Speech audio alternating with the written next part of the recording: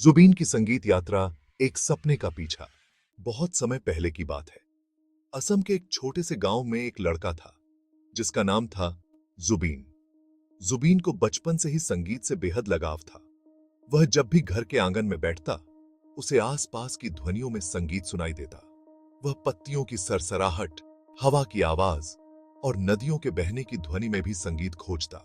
एक दिन जुबीन के माता पिता ने देखा कि उनका बेटा हर समय गाने और संगीत में खोया रहता था।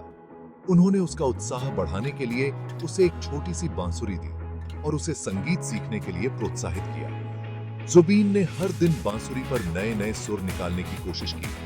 वह बहुत मेहनत करता, लेकिन उसने सोचा कि वह बस इतना ही कर सकता है या फिर शायद कुछ और बड़ा करने का सपना देखे। एक दिन गांव में एक बड़ा संगीत प्रतियोगिता हुआ।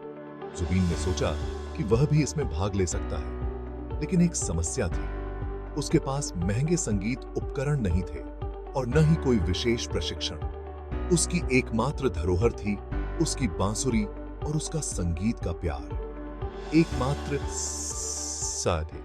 प्रतियोगिता के दिन जुबीन मंच पर खड़ा हुआ। उसके दिल में थोड़ी घबराहट थी, लेकिन उसने सोचा कि उसकी मां हमेशा कहती थी, अगर तुम दिल से गाओगे तो संगीत अपने आप रास्ता पालेगा। जुबीन ने अपनी बांसुरी उठाई और गाना शुरू किया। उसने अपने गांव की नदियों, पहाड़ों और वहां के लोगों के बारे में गाया। उसकी आवाज साधारण थी, लेकिन उसमें एक गहरी भावनात्मक शक्ति थी। दर्शक मंत्रमुग्ध हो गए। जजों को भी उसकी सादगी और भावनाओं से भरी आवाज पसंद आई। हालांकि जुबीन पहले स्थान पर नहीं आया, लेकिन एक अद्भुत बात हुई। लोग उसे पहचानने लगे और उसकी आवाज धीरे धीरे पूरे असम और भारत में फैलने लगी। जुबीन का नाम एक संगीतकार के रूप में प्रसिद्ध हो गया। अब वह सिर्फ असम में ही नहीं, बल्कि पूरे भारत में पहचाने जाते थे। जुबीन गर्ग ने अपनी मेहनत और समर्पण से यह साबित किया कि जब किसी को अपने सपनों के पीछे दिल से भागने का जुनून हो, तो सफलता देर से ही सही जरूर मिलती है। जुबीन ने कभी हार नहीं मानी और हमेशा अपने दिल से गाया, जो आज भी उनके गानों में सुनाई देता है। ताकि सीख।